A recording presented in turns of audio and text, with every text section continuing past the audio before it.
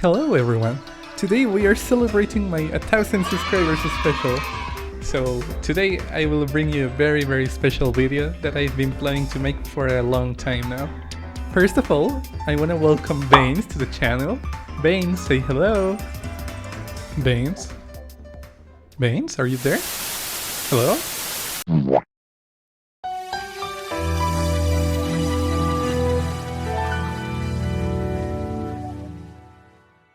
Okay, small disclaimer though. I think everyone knows this at this point, but you can use any party member you like and be fine. I genuinely do believe that every single party member has something they are good at, and we will be evaluating many aspects of them, such as synergy, individuality, what can they bring to the table, etc, etc. I guess I should also mention that we will try to be as objective as possible, because even if they are all good, not all party members are built the same. Let's begin.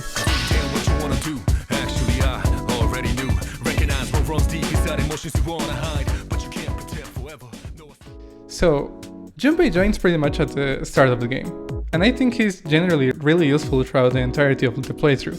For many reasons, but I think you get why, right? Yeah, Junpei gets like a lot of different moves. He gets both slash moves, strikes moves, and pierce moves. And he also gets fire, and he gets Rakukaja. And a good thing about Junpei is that he's not really reliant on SP as much. So early game, when you have more SP issues or like less ways to get back SP, he like benefits from that. And also Junpei is kind of deceptively bulky because he has a pretty good HP stat, he has good endurance stat, and then this is later on, but you do learn regenerate 3. Yeah. So that makes him like pretty tanky. Also, like, his synergy is stupid broken. Like, there's no other way to put it, because it's pretty much just Scarlet Havoc, but for one foe. And if you have, like, Junpei straight, it's even stronger. But, like, I guess it's single target. But he does cover that. Yeah. It probably won't feel like Scarlet Havoc for a good portion of the game, because he won't have as many passives, but in terms of multiplier, it's literally the same. It's not as powerful, or maybe people don't feel it as powerful because you get Scarlet Havoc when you have a lot more boosters and passives, and the other one you get like pretty early on. Another great thing about Junpei is his trait, Crit Amp. This is actually, when you get it to max level, a 1.4 times increase to your final critical damage. And in reload, when you're playing on Merciless for instance, you do double damage on a crit. But then Junpei will do 1.4 times on top of that. So it's actually pretty insane. And at the end of the game, Junpei can actually do more damage than MC if MC isn't using DLC personas, which is pretty insane for a party member in Persona games. And there are a lot of ways to like boost your critical rate throughout the game. Throughout supports, like you can use Koromaru's Revolution. Junpei is able to use the Dragon Boots or Rebellion at the start of every battle for 3 turns. And there is also Mitsuru's characteristic, which can increase your crit rate against foes inflicted with an ailment. Yeah, I think he has amazing synergy with most Fizz-based party members, mainly due to the crit aspects of him, because he can just knock enemies down and shift to other ones and do like massive damage. So when I was making my list about party members, I had Junpei just a tiny bit lower than the others, and the main reason for that is I felt he was kind of a bit more gear and characteristic reliant. After you get like the App Pupil accessory in December, and then you get even his ultimate weapon in January, like App Pupil is so good for Junpei. Some people sometimes say that Junpei like early game, mid game is like trash, and then late game he's like a god, which I think is an exaggeration. But I feel like the main reason for that statement is that he benefits a lot from equipment like the App Pupil one, or even Slash Boost. And that just makes a big difference in his like quality of life and like just damage he can output. Yeah, because like off the bat, Junpei can be a bit confusing as a character, because people say he's meant to be like the crit guy, yet he doesn't have like a pupil. But the thing is, he does. It's just like outside of his persona. Yeah, it's equipment, and then he does get a crit boost from just his characteristic as well. Like it boosts both his crit rate and his crit damage. Also, like, just as a final thing, I think he can be a bit too reliant on crits, and when he doesn't land them, which is rare to be fair, he isn't like as great. if you're going for consistency, maybe he's debatable, like Aigis can sub in for him. But I think overall he's really great. The only extra thing with Junpei I would add in mid-game is he faces some competition for his role, because Aigis is also Fizz, and then she also has buffs. Aigis has both attack and defense. Yeah. And then for Junpei's magic, you also have Koro. So it's like mid-game, it's just there's so many different options, and then if Junpei doesn't have his characteristics, doesn't have gear, like sometimes it can feel like, do I include him, do I not? It can kind of depend.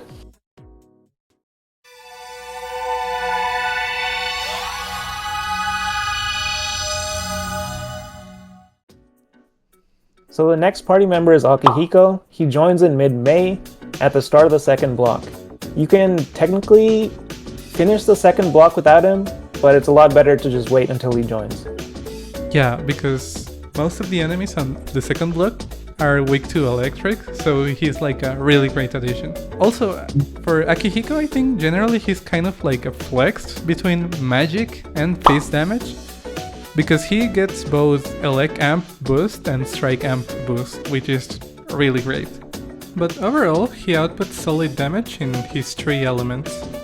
Also, I think he's like top 2 damage among all party members, so not too shabby. And well, technically he's second for magic damage, but that's only like considering endgame Mitsuru. Yeah, another good thing about Akihiko is his Theurgy is actually one of the fastest charging, because it charges by you just having a buff at the start of your every turn. And you don't even need Akihiko to be the one to buff himself. Another great thing for Akihiko is his characteristic buff amp, and this actually provides him with a 1.82 times multiplier compared to the regular 1.4 times when you have an attack buff. And I think this is something that a lot of people, if they're just, casually playing through the game, they won't notice because it's never actually specified. But Akihiko's buff amp is just 1.3x to everything, like every type of buff. Yeah. And this also makes him the best permanent party member for taking damage or avoiding damage, because this buff applies to defense and agility as well. And I think the mistranslation is like a big reason why some people may not use Akihiko as much. Yeah, because like the text in English says something like when he strengthens himself, which is just like untrue. Yeah, most people will see that and just think it means, oh, Akihiko has to buff himself. But then the only buff he has is Sukukaja. So it seems like, why would I use this? Yeah, it's actually kind of misleading, but once you get like how it actually works, it's actually kind of really good. It's like maybe the best trade, I would say. Yeah, because even if you compare it to Junpei's, like Junpei is 1.4, but you need to land a critical hit for that. Yeah. And Junpei like can crit most of the time endgame, but like it's not every single attack, every single turn. Yeah. Also, I guess we should like talk about his strategy, because even if he has his strongest move in strike damage, electric Theurgies are actually kind of neat for him, because he has like elect amp and elect boost. On top of buff amp, he has really respectable damage for magic. And I think I showed this in a video, but he can pretty much just one-shot the Reaper with his Theurgy. It's funny that Akihiko has the best magic Theurgy and not Mitsuru or someone else. It's actually Junpei, but Aki has like the second best. Oh, right, it is Junpei. Yeah. So all those positives for Akihiko only apply when he's buffed, and most only if buff amp is unlocked. So if someone is kind of just casually playing and throughout the first half of the game they're focusing on social stats and for social links and everything, they may not prioritize Akihiko's hangouts, and if you don't do that, then he's only stuck with buff boost, which is 1.1. Yeah, because like 1.1 it does make a difference, but a really small one at that, because it's pretty much just like a 10% difference. Also, I guess apart from his trade being needed, he also needs like the strike amp weapon or strike boost for early game, and people really lean to think that he's a magic user over a fizz user, but that's just not true. His main damage will almost always come from strike attacks. I guess I see the point in people not understanding how to properly take advantage of his strike moves, because you kind of have to look into what options you have to boost that damage. But sadly, Aki doesn't have a strike tier G, so he has no way of piercing strike resistances. Though realistically, the only major fight where this matters is the Hangman boss. Still, his tier G may seem puny compared to his God's Hand. Yeah, that's something I run into sometimes, like late game. It's like, do I even use Akihiko's Theurgy sometimes, or do I just use God's Hand here? Because if it crits, it might just be the same thing. Yeah. The last thing with Akihiko is he's kind of stuck with Sonic Punch until level 39, which is a pretty weak move to have. His next tier move, I believe, is Gigantic Fist. I'm not sure, but I think it is. And it's kind of like a really big leap. But yeah, being stuck with Sonic Punch for so long can be a bit weak sometimes. Yeah, I think in your poll, like you did a lot of polls on the different party members, and like the first two options were like positive ones and the second two were negative ones. And I think out of those, Akihiko actually had the lowest amount for positive. It was like 52 to 48. Yeah, it's actually 45 to 55, I believe. Like the negative one got more votes, which is so sad because I genuinely do believe Akihiko is easily top 3 party member, at least for me. Oh, I didn't even see that the negative one got more. Yeah, it's kind of sad. People really don't see the value in him, but I will always appreciate it. That's when you use the superior character, Mitsuru. Yeah, truly, the superior character.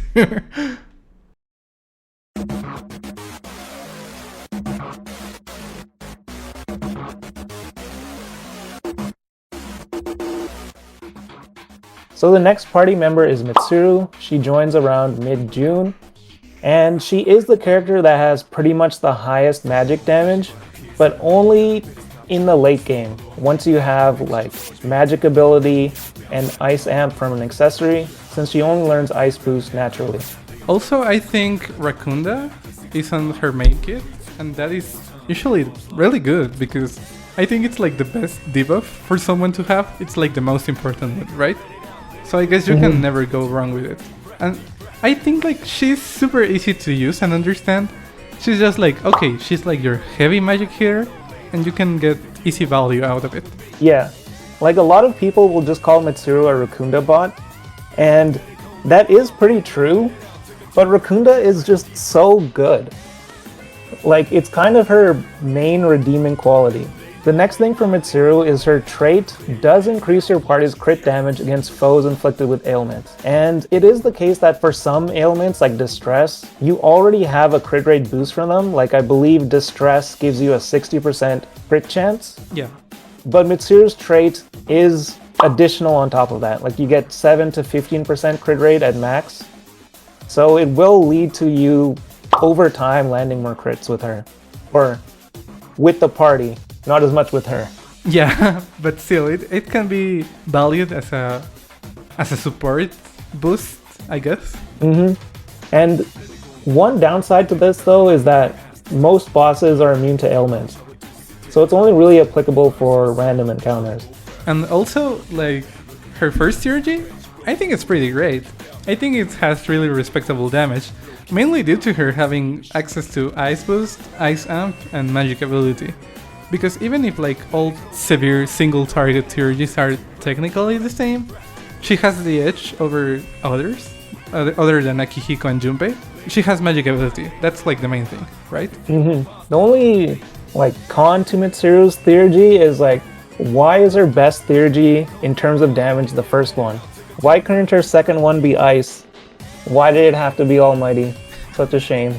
Yeah, it's actually such a head scratcher. Because debilitate is just a normal skill, so why? But hey, her first tier G is still really respectable, right? So credit where credit's due. The last thing to talk about for Mitsuru is that she is able to freeze enemies. And when enemies are frozen, you have a 100% crit chance against them. There are a lot of enemies in late game that block ice, unfortunately, but you do have Ice Break, which you can use. Generally, for like most enemies, if they are frozen, then you get a lot of benefit out of it for any physical party members you're running. Also, freeze, I'm pretty sure nullifies any type of fizz resistance, so that's great. That is actually really great. So one of the major downsides for Mitsuru is that magic is just a lot worse than fizz and reload, unfortunately. Because at a baseline, magic and fizz do pretty similar damage, but with physical skills you can also crit. And then with crits, you can get 1-mores and just pass along to your entire team. And it really makes it so Mitsuru, like, she gets a physical move, Neuro Slash, but it doesn't do anywhere close to the damage that Junpei, Akihiko, and Aigis can do. So her being more of a magic-oriented character definitely limits her in reload, unfortunately. Yeah, I guess that also strings into her low damage. I said previously that she had like amazing magic damage, but sadly that's only just at late game. Even if she's supposed to be like the heavy magic hitter, she only gets Ice Boost and is stuck with magic attacks for, well, the entirety of the game. And her only like heavy hitting magic move that isn't a Tuviee is Diamond Dust, which she gets until like level 73, I believe. And on top of that, even with all that, she's still like lower than Aigis, unless you give her like her magic ability weapon, which is also like so weird. I don't get why the heavy magic hitter just has Ice Boost. She doesn't have Ice Amp, magic ability, or hell, even magic mastery, I guess. Especially when Akihiko learns both Elect Amp and Elect Boost, and then Mitsuru can't learn it in her starting skill set, like you have to rely on equipment for it. Yeah. It's definitely a bit of a downside. You also don't learn Concentrate for late game. The next thing to talk about with Mitsuru is how she charges her Theurgy. And the way this normally happens, like how it says in game, is that when he inflicts an ailment or lowers defense, then she'll charge her Theurgy faster. But I believe this is actually when her turn starts.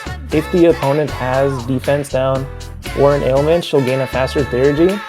But the thing is that in Reload, there isn't just one way that characters can charge their Theurgy. There's actually like 17 different Theurgy conditions that are different for each character. And there's different ones for random encounters as well as for bosses. It's a bit complicated and we don't have to like go into it, but what it means is that a lot of Mitsuru's Theurgy gauge relies on enemies being inflicted with ailments, and bosses are immune to ailments pretty much all the time. So it means that in boss fights, her Theurgy will be one of the slowest ones. And another thing that makes Mitsuru's ailments feel maybe not as useful is that you can get the ambush ability, where when you ambush opponents, you can have ailments on them to start anyways. Yeah. So like if they already have ailments, then there's not as much of a reason to have Mitsuru there to apply ailments at all. So I guess like our conclusion with Mitsuru is she's a Rakunda bot. So I will say that we were kind of negative towards Mitsuru, but at least in my playthrough, I still liked using her a good bit, mainly as a Rakunda bot, but Rakunda bot was just so convenient and so nice to use. I guess it isn't needed in every single random encounter, like you can get by only using defense down items for bosses, and then you don't need Rakunda all the time for random encounters. It was just convenient, it was just easy to use, so like Mitsuru can still have a lot of usage in a normal playthrough.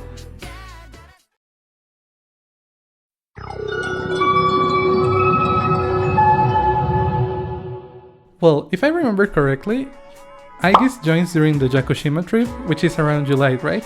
So that's mid-game.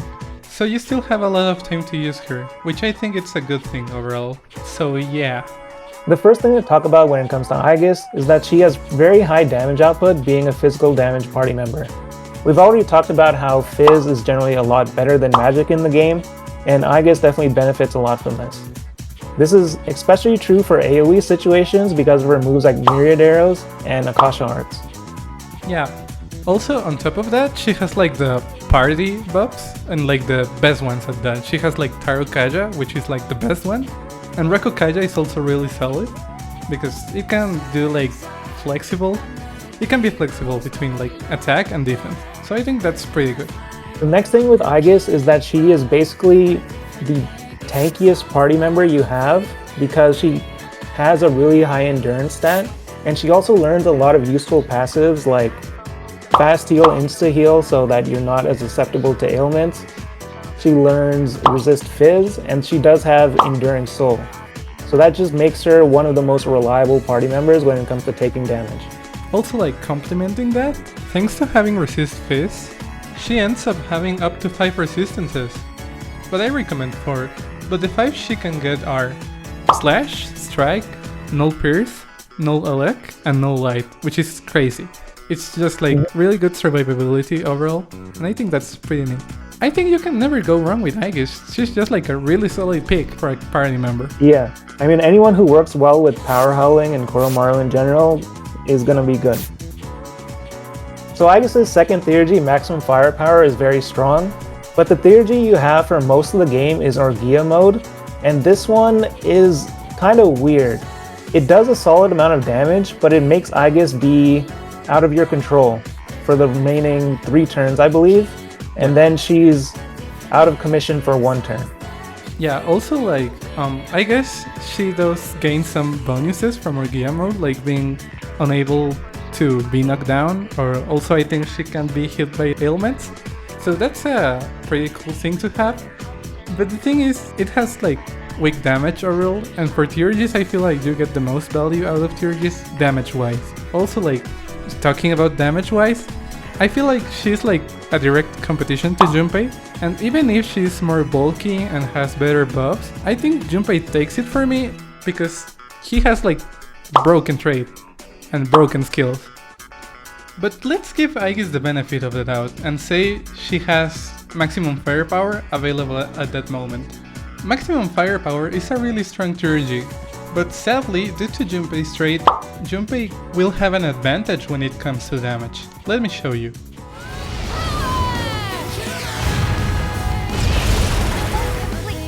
The operation was a success. No status detected. Yeah, it's tough comparing both Aigis and Junpei because when you're looking at them, Aigis does have 1 more buff than Junpei does, but when you factor in potentially attack buffing items, then there's no difference between the two, and especially late game, Junpei will do more damage than Aigis. And it's not only Junpei, but there's also Akihiko as a physical party member that you have to look at, and then Akihiko has buff amp and all these things. While Aigis' damage is really good, she faces a lot of competition for her spot on the team. Yeah, it's mainly just the trades that make the difference, and it's really noticeable sometimes. So, on top of that, Aigis being like special when it comes to gear, she has her own set of equipment, and that pretty much means she can wear the dragon boots, which are just amazing for face users. Yeah, I mean, I don't even know what boots are the best for Aigis overall. I think she has 2 good options, which one is Null Light and the other one being Regen 1, which aren't as good and have like low evasion, but still. But they don't really compare. Yeah. They don't really compare to the dragon boots. Yeah, it's just that the dragon boots are so good. Mm-hmm.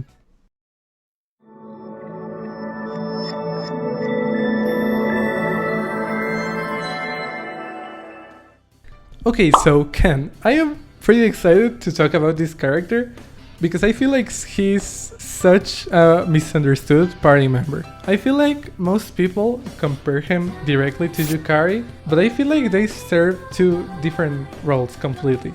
He joins on late August, and he's more than a healer, I would say he's a support. One of the main things that Ken has going for him is that he has a lot of different skills. Like he gets Tetrakarn and Makarakarn, and he gets a lot of coverage moves because he learns electric skills, he learns bless attacks, and he even learns pierce attacks. Yeah.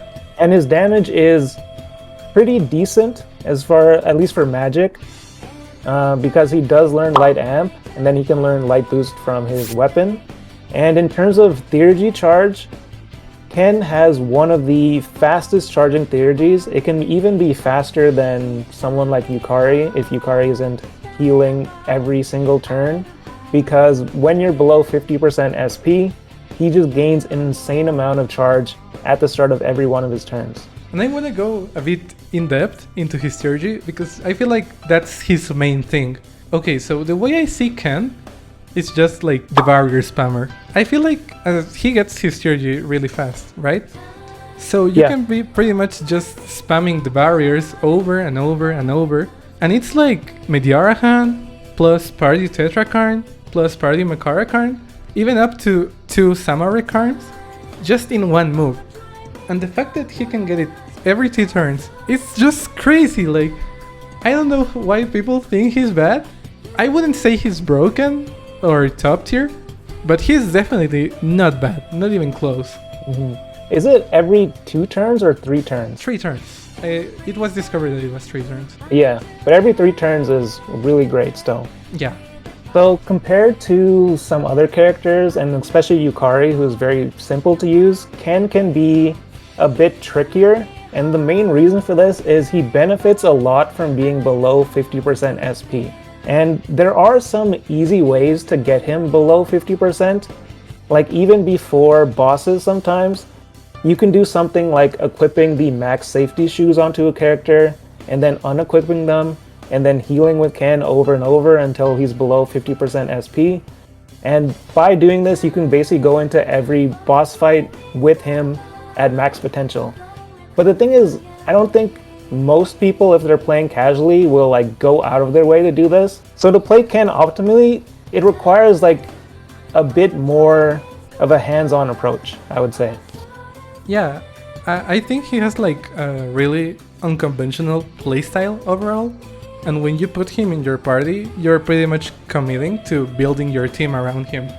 Because for him to get his Sergi fast, you have to pretty much buff him, debuff the enemy, have him at below 50% SP, which is really maintainable, all things considered. Like, you can keep him in that bar and not drop SP, but it's still kind of like really unconventional, and you do have to really build around him. He's still like great in general, like if you don't go out of your way to do any of this stuff. It's just that he gets like a lot of benefits from these kind of things. Yeah, I think he has the highest skill ceiling. And I guess the only like other con to talk about when it comes to Ken is that his damage is good for Magic standards, but it's not really comparable to any of the physical damage characters. And the only characters it's going to be ahead of is Yukari and then Mitsuru, but only if Mitsuru doesn't have her best gear. And the main reason for that is just Bless attacks. Like Bless and Dark attacks have a higher base damage multiplier than stuff like Fire, Ice, Wind, and Electric. Yeah, they're pretty much stronger for the entirety of the game until you get like the severe tier attacks. Yeah, besides those. So that's why Ken, even though he has a lower magic stat than someone like Yukari, he'll generally do more damage just because of the base damage on the moves. Yeah, I feel like well, comparing a bit Yukari to Ken, it's just that Ken can be a bit more impractical, but also has like more benefits to it. It's kind of weird. It kind of depends on if you prefer like the simplicity or going out of your way to do these crazy stats. But you do get a lot of benefit if you actually, build around Ken's playstyle, I guess. Yeah.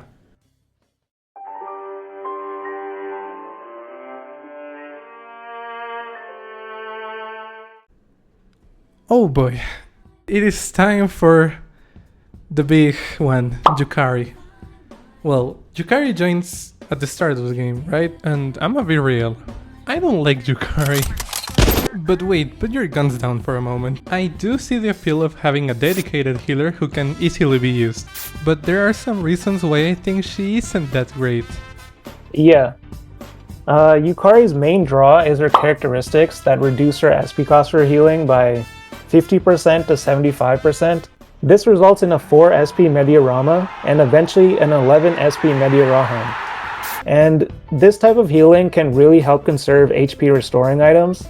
Now, HP restoring items aren't the hardest to get. They are fairly accessible throughout the game. Like you can get the 100 HP and 200 HP items fairly conveniently.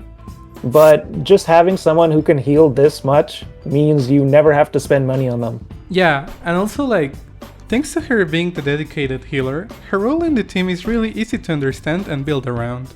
Though that means when she's not healing, she's not really doing much, since her damage is not stellar by any means. But yeah, you have very little to do with her, and that's good in a way, because she can be really specialized on doing her thing. Yeah, it makes it so Yukari basically works for every single player. I think is one of the main reasons why a lot of people like using her at the end of the day. Like, I think in the poll results, she was the most popular character in terms of party members throughout all of them, I think. By a big margin, yeah. Yeah, and I think that mainly boils down to just being simple to use, I guess. So the next thing Yukari gets is Tranquility, her second theurgy, and this being a full party concentrate. Now, magic isn't as good as Fizz in Reload, so you could say that this theurgy isn't that impactful, but it is still a pretty decent buffing move, and it can buff like Akihiko's second theurgy, it can buff Junpei's second theurgy, although Junpei generally wants to use his first one. And even for MC, like, the most optimal way to play will generally be, for the second half of the game, will generally be spamming Brave Blade and spamming Scarlet Havoc. But like, it's still fun to use magic sometimes, you know? Magic personas are still cool, so it has that going for it at least. Yeah, and also like, I feel like overall it's the best support skill for magic, because it combos pretty much well. Other than Junpei and Aki and MC, anything that uses magic will benefit from it, right? And like, yeah. Even if you don't use it, I'm pretty sure it makes your theurgy points charge faster overall, and that's great. That's also a thing.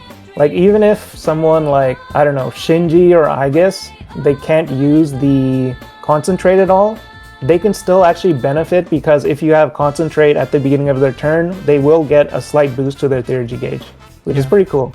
And also, like, stringing into that whole conversation, Yukari's theurgy, especially in Tartarus, is really easy to charge, because you pretty much just have to heal and it will go up, which is really easy and convenient. However, due to some code shenanigans, which I won't go into much detail because they are kind of complex, during full moons and some bosses in particular, her theurgy appears to be a bit slower than other characters, especially when comparing her to Ken, Aki, Shinjiro, because their theurgy charges are just insanely fast. So while Yukari has like a lot of positives going for her, she does definitely have her negatives. And one of them is that she is basically the lowest damage party member in Reload. And that's not like the end of the world, because she is mainly a support and a healer. But I mean, it's a con, because her damage isn't that great. I'm pretty sure she only gets Wind Up and not Wind Boost, which is fine, right? Because she's a support. But like, even outside of healing, I feel like she does struggle to do much else. Like, Tranquility is a thing, but other than that, I feel like she's way too boxed into the healer role, so maybe she is simple to use and kinda convenient. But in the large scheme of things, I feel like she gets pretty much outclassed in every regard. As for her heals, items are very accessible, as you mentioned previously, and some of them are straight upgrades to her healing in some parts of the game. Her only debuff is Sukunda, which isn't the greatest to have considering Koromaru has Automa Sukunda, and to top it all off, she doesn't even get Salvation. Yeah, that's one factor that I didn't like. When I did my own list and ranking, I did put Yukari pretty far up, and I think one of the reasons for that is that I'm definitely more of an item hoarder in games. Like, I'll definitely be the type of person to finish a playthrough with like 11 somas in my bag or something, none of them ever used. So like, Yukari healing a ton and you not having to rely on items, like, I find that pretty convenient. But you could also be on the other end of the spectrum and just buy HP items, and then Yukari's like main role kind of gets lessened by a lot because of that. Yeah, and like me, I am not that much of an item hoarder, but even like at the end of the game, I did finish with like 90 bid chains and like 99 pharmacy 200 HP heals. So I feel like if you're looking for items, you can get them, and even if you use them, you will end up with a lot of them. Some of her main kit being so replaceable with items can be a bit of a drawback. The last knock for Yukari is that her second theurgy does come pretty late. You only have it for about 2 months remaining in the game, so it isn't something you can have as early as something like Koromaru's Power Howling, which will be available in August. And overall, Power Howling is just better than Tranquility because of how skewed Reload is in favor of Fizz. Yeah.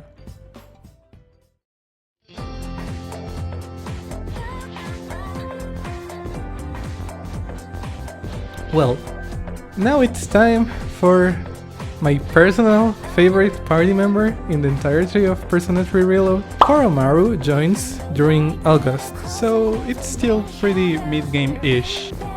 I think he's by far the best support in the game, period. Mainly because he has Power Howling, which I consider to be like the strongest strategy among like every single one of them, and he also has like the best support skills in general, I feel like. Aside from Power Howling, he gets Revolution, which is like a flat 15% increase in crit rate, which is amazing. And the cherry on top being Debilitate. I believe he's also the backbone of every Fizz comp. Like if you're using a Fizz damage dealer, he will be pretty much necessary. Even without Power Howling, he adds a lot of value to the team. Yeah, Koro is just so good. In addition to that, he also has a lot of coverage options in terms of the weaknesses he can hit. He can hit Dark, Fire, Slash, and you can even get an item in mid-game that changes his basic attack to Wind Affinity. So you can even hit Wind weaknesses as well. He gets an almighty move on top of that. And then additionally, he can have up to 3 nulls. He can null Fire, he can null Dark, and then if you get his best armor, you can null Light. And 2 of those, Dark and Light, are some of the most important nulls you can have because you just aren't susceptible to insta-kills anymore. I guess technically you can get 4 if you give him the accessory, but yeah, you will usually just be running 3 nulls, which is great, honestly. And talking about great, I want to talk about a little move he learns pretty early called Getsue. This description mentions that it's medium/damage for one foe. However, it has been properly tested, and when during full moons, it's only 8% weaker than Brave Blade. Brave Blade is pretty much an endgame skill, and it's by far one of the best in the game. So Koro getting access to a skill that good that early is gonna be huge for him, because Getsue has solid damage and solid crit rate. Yeah, and it's also better than Tempest Slash, which is a physical skill he learns later than Getsue. So I imagine that a decent amount of players probably replace Getsue with Tempest Slash, but it's pretty funny that Getsue ends up being the best still. Yeah. The next thing when it comes to talking about Koromaru is that he's deceptively bulky, having a massive HP stat. He's also definitely the most agile character because of his high speed, and then even on top of that, he has Auto Masakunda as his second characteristic, so this makes it really easy to dodge a lot of attacks, make sure your attacks actually hit the enemies, and it's also good for Theurgy charge because it is counted as a debuff, and a lot of characters, when their turn begins, if the enemy has a debuff on them, they can actually gain Theurgy charge. Yeah, and the funny thing about his Theurgy charge is that even though the game states the fact that his condition is hitting weaknesses, the game also accounts for his critical hits. So giving him the Apt Pupil accessory can be really beneficial to him since you wanna be playing Koro as a support in the first place, and thus prioritizing Power Howling over more damage. That being said, when you're using Koromaru as a support, you're only using Revolution, Masuku Kaja, Debilitate later on, his Theurgy gain is definitely a lot slower. So if you're not landing criticals, then especially in boss fights when you're not really able to hit weaknesses, then Koro's Theurgy charge can be a little slower than you'd like. Okay, so another downside I think Koro has is the fact that I think that less knowledgeable players won't know how to build him. Like I said in the beginning of this section, I do see him as the ultimate support, but due to him having like multiple coverages, I feel like it can be less clear to some other players how to build him and what to use him for. So I feel like some players may not find as much value as some others do, because they will be emphasizing Koro into flexing instead of supporting. The last knock against Koro is that one of his best moves, Debilitate, is a very late unlock. I believe you only unlock it at like level 76 or 77, so it is basically there for the very end of the game, for the last bosses. That being said, Koro is much more than only Debilitate. I feel like some people look at Koro and then the first thing they'll talk about is, oh, he gets Debilitate. But he has so many other things going for him throughout the game that really make him a super standout party member. But I will die on this hill. He is the best party member, and yes, that's a spoiler.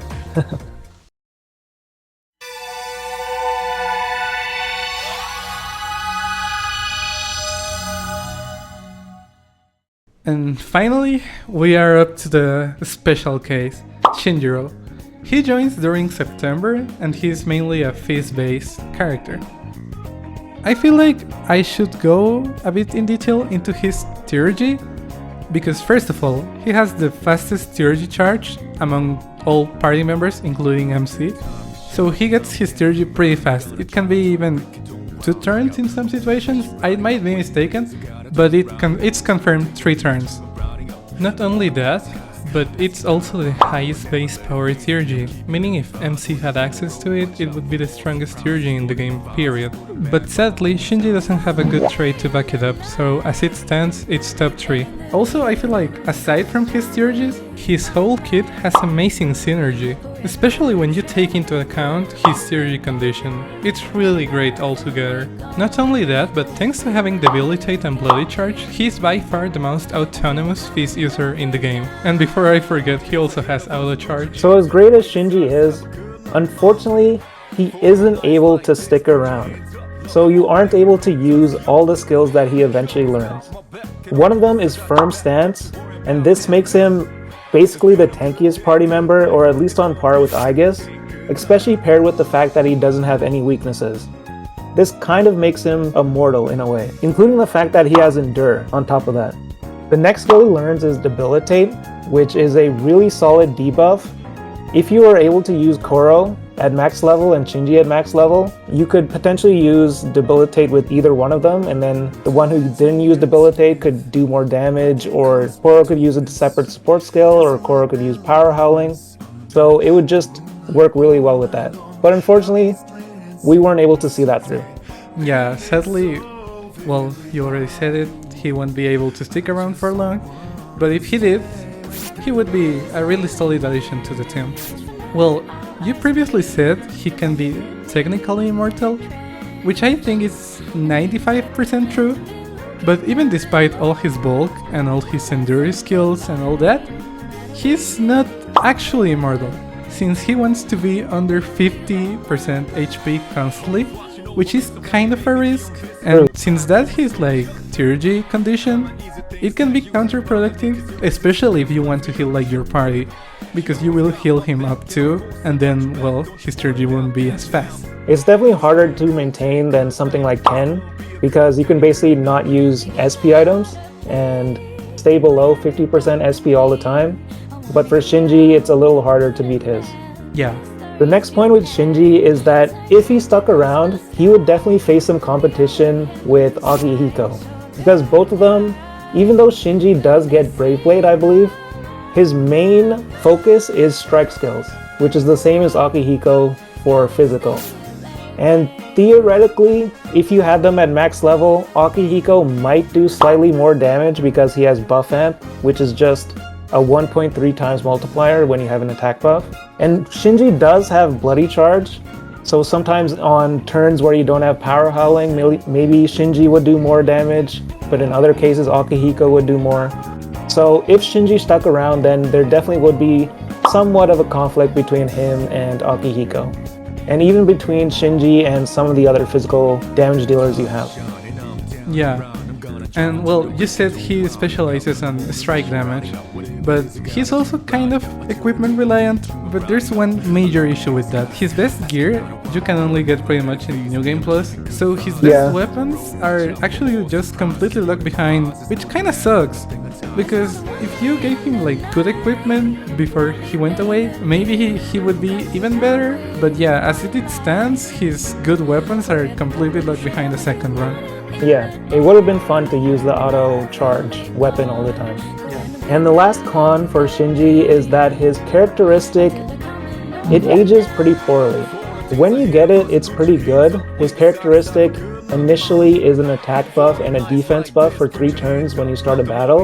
And this is pretty solid, especially because the MC, if you're not using DLC, isn't able to get Automataru until about level 75, I believe. If you're using DLC, you can get it around level 40-ish. So his attack buff that he gets at the start of battle is very good. Yeah. But then further you progress in the game, the MC can learn Automataru themselves, and then in that situation, Shinji just doesn't have a trait, which is really a con compared to, say, Junpei or Akihiko, who just have broken traits overall.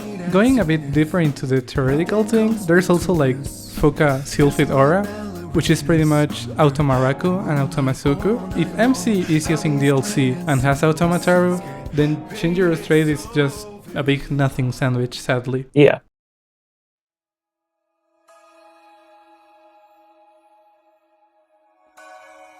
Okay, now that we have discussed every single party member, I'm gonna rank them individually.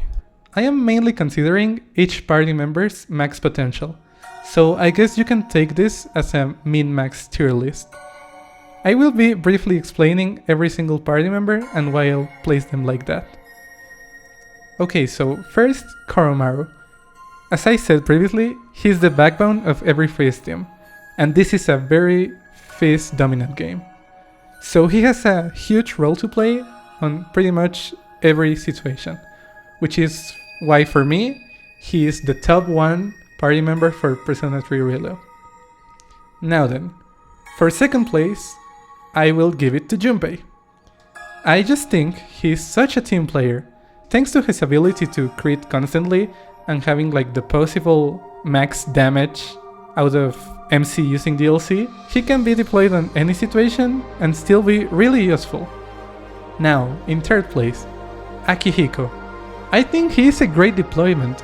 Overall, his buff amp and flexibility make him a really good pick for most situations. While they don't have many supportive options, his sheer amount of damage more than makes up for it in my opinion. And as for fourth place, this one is hard to rank due to reasons.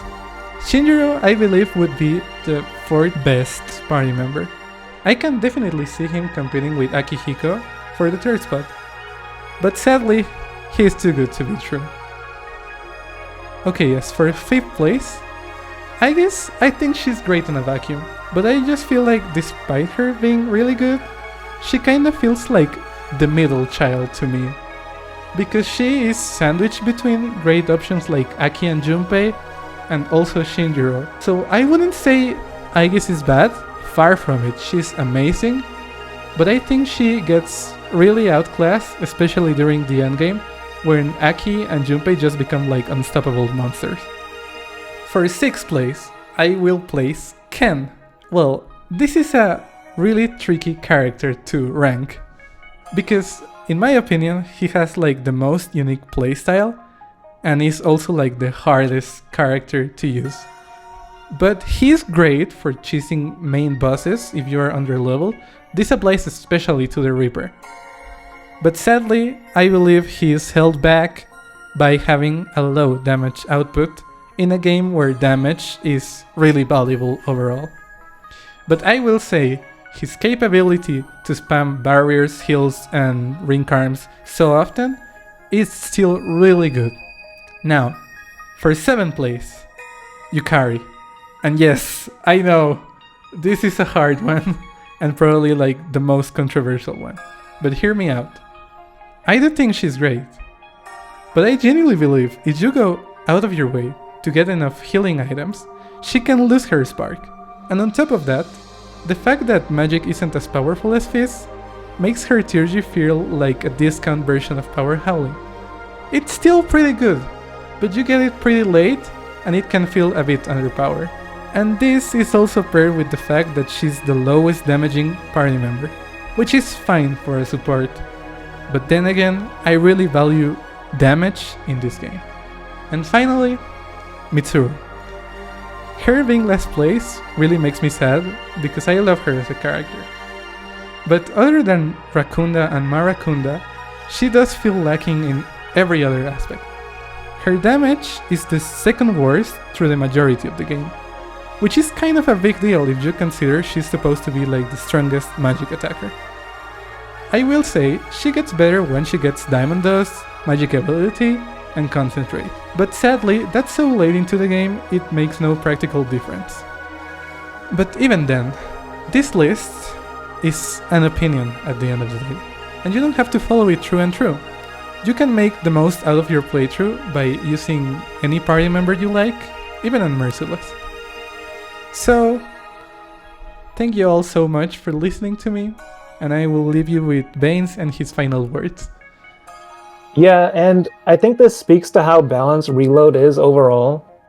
In my list and playthrough, I definitely rated Yukari and Mitsuru a bit higher, because Yukari for me was just like the most convenient healer to use, which is why I liked having her, and Mitsuru because I liked the consistent defense down. And I guess I didn't value party member damage as much compared to the MC. Junpei and Akihiko definitely do great damage throughout, but at least for me, they didn't pop off till pretty late. But despite that, we pretty much agreed on everything when talking about the individual characters. So I think it can really depend person to person what they value. And everyone, at the end of the day, will have their own list. Yes, this is correct information. And as a final note, I would say the most skillful and informed thing to do is to use whoever you like, as cliché as it may be. Thank you all so much for watching, and then again, thank you all so much for 1000 subs. Let's hope and reach for more. Goodbye everyone. Bye.